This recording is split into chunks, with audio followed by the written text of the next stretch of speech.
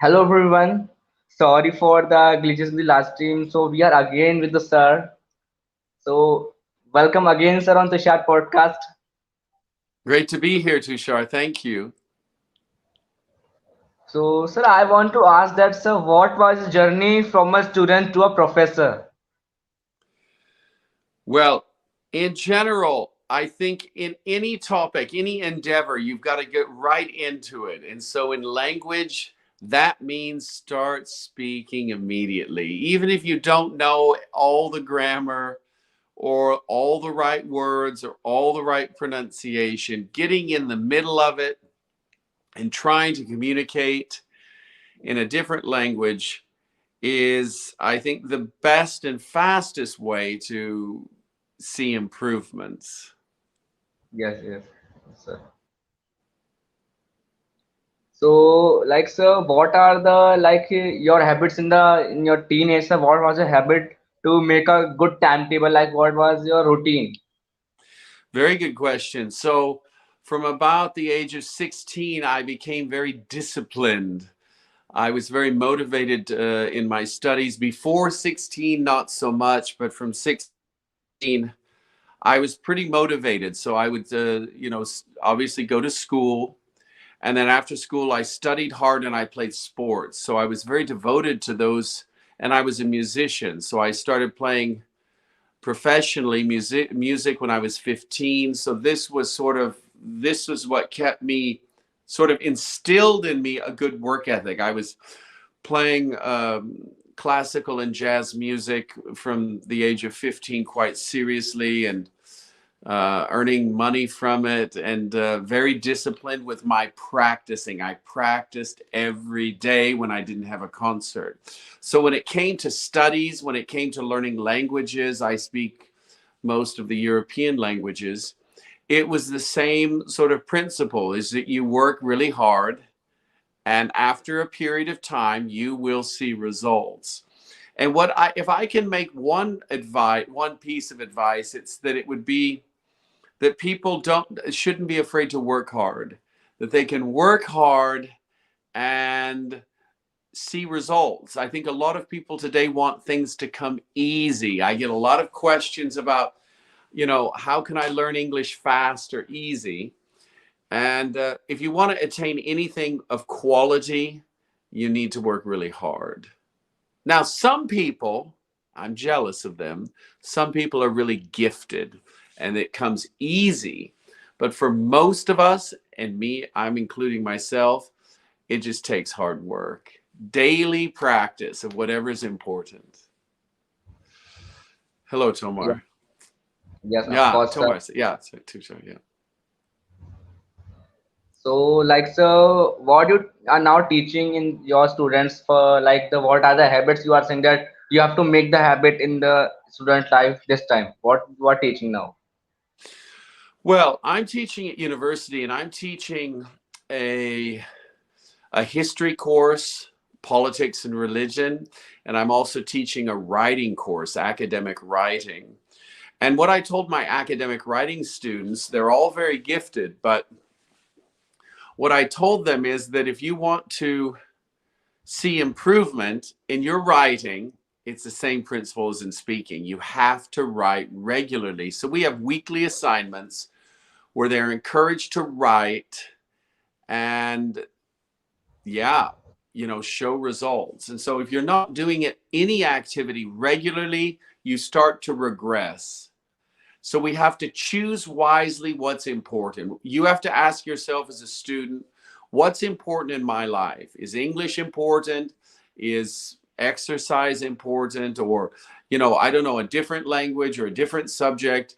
Because we can't do everything well. We have to pick and choose. And so the things that are important, you have to prioritize on a regular basis.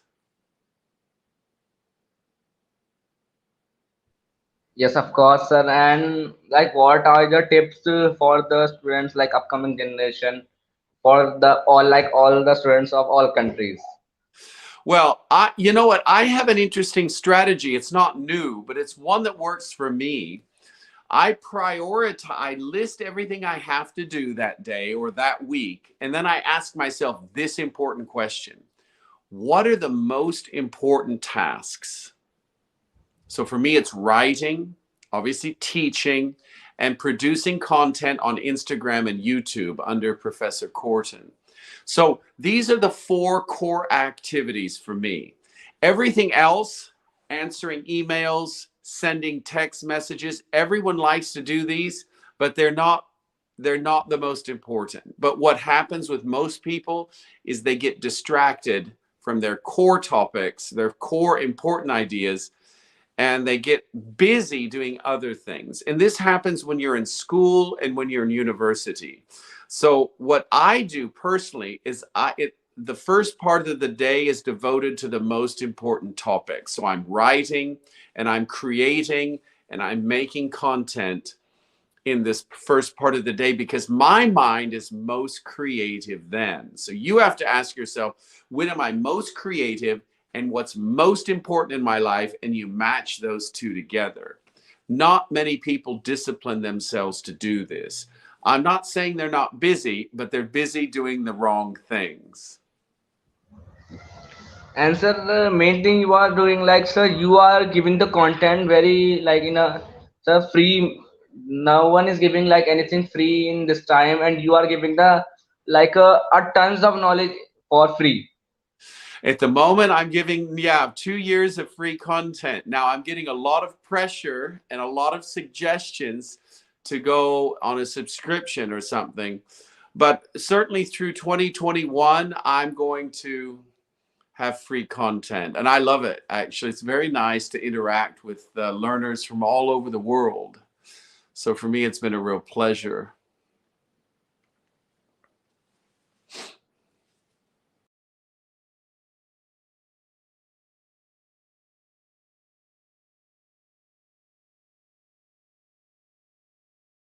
One, until he gets back, that I have an Instagram and YouTube channel that you want to check out under Professor Korten. It's written there. Both very interesting and very different. All right, Tushar, you're back. Sorry, I'm Yeah. here. Yes, sir. And like sir, main thing we are facing the to represent a country for a language is the main thing. I think, sir, we are taking English very seriously.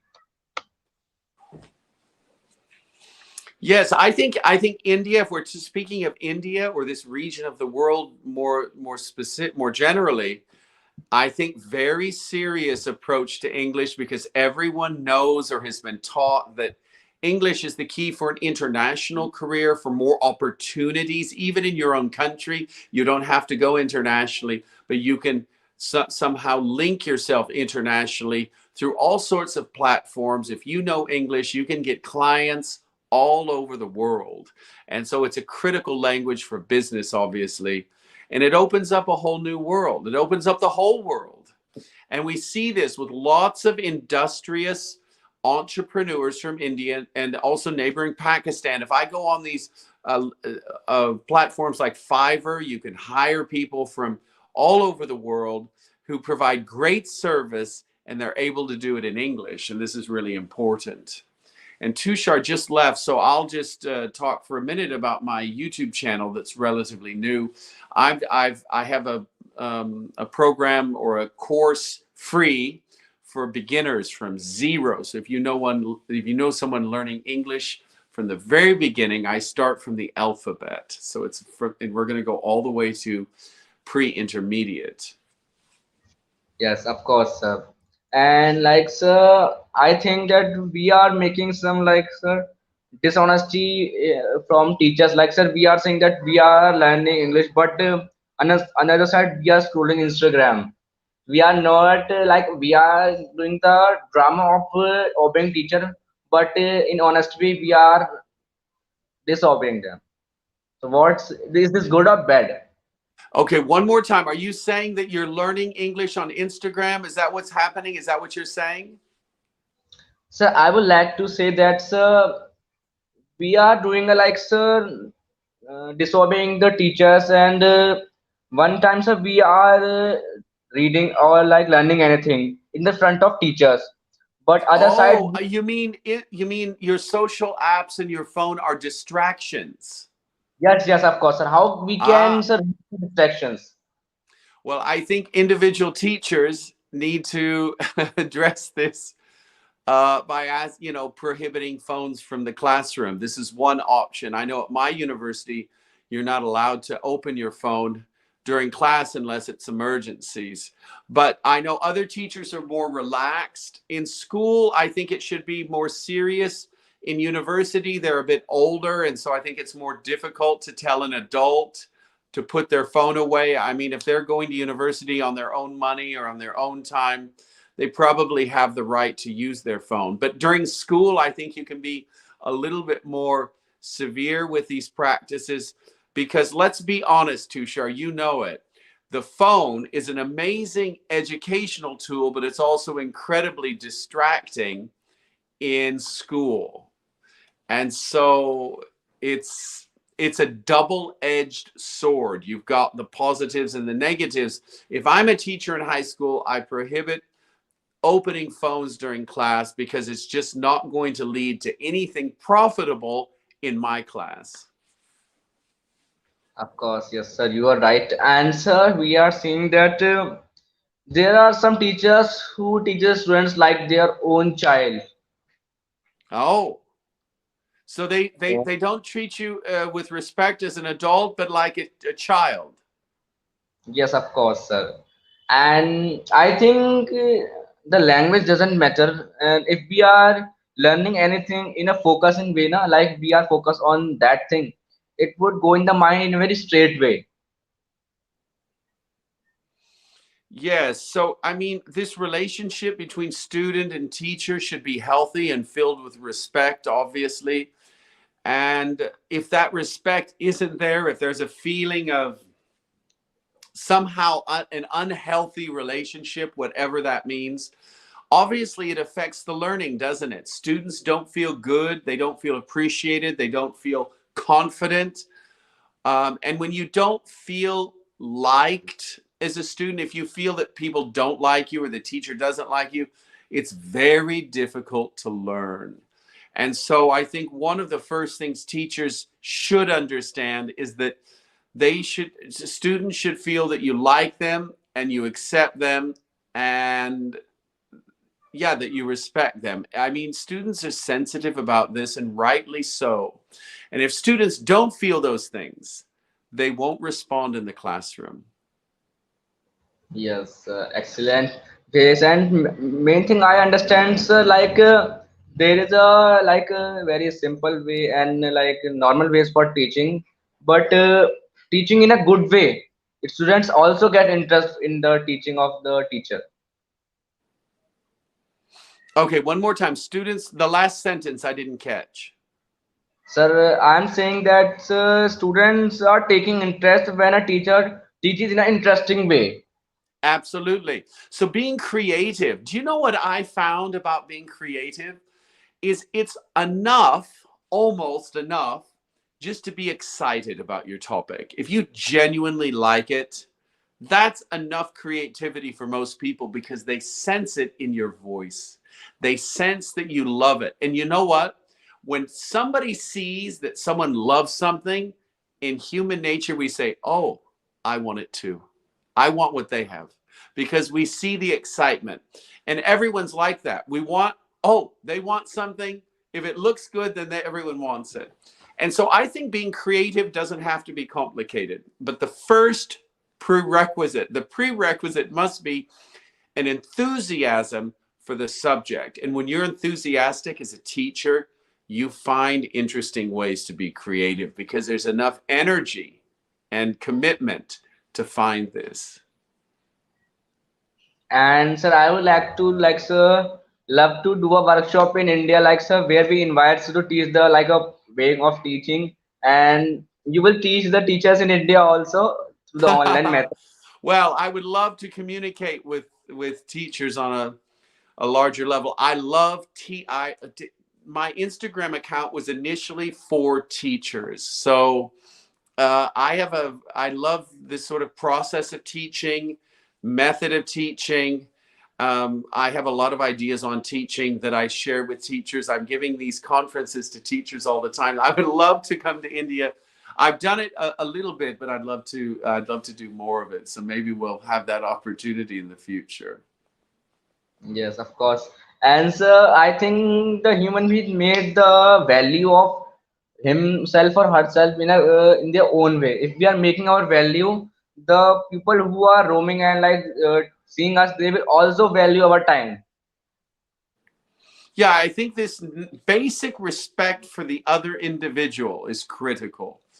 If people feel disrespected, it's difficult for any relationship to work. It becomes unhealthy. We have a term in English, toxic, and we don't want that. Yes, yes, sir. And I think that you are giving the knowledge and YouTube, Instagram, it's just like a way for teaching. Well, yeah, I love it. I mean, you mentioned that I do it for free, but I'm receiving a lot in return. And I'll tell you, for example, what I receive. I receive encouragement. I receive a lot of great advice. I've learned to be a better teacher by offering these because good people, because they appreciate what I'm doing, give really good advice because I don't know everything and I need to learn from the community. And so I've learned to be a lot better teacher, a lot more sensitive. And so I've benefited a lot, which I think in the future will be visible in other ways. So it's not just me giving, but I've also received a lot from this. Although it's true, there aren't many Instagrammers, certainly very few professors, who are going live on Instagram twice a week and giving free, sort of in-depth discussions. On Sunday I do pronunciation, on Wednesdays English and general grammar and writing, etc. Very few people are doing this free twice a week. I'm doing it to separate myself. It's sort of a business model, but I'm doing it for free, and it seems to have worked. It's grown really fast, and now one of the largest in the world, I guess. But it's not about the numbers. It's really about I'm just enjoying it, and I'm learning a lot in the process and meeting wonderful people like you, Tushar. So thank you. We would not have met otherwise. Yes, and sir, if you come India anytime, I would like to meet you, sir. Well, we will stay in touch, and when I'm in India, um, I will definitely let you know, and we can definitely meet. It would be a real honor for me and privilege to meet you.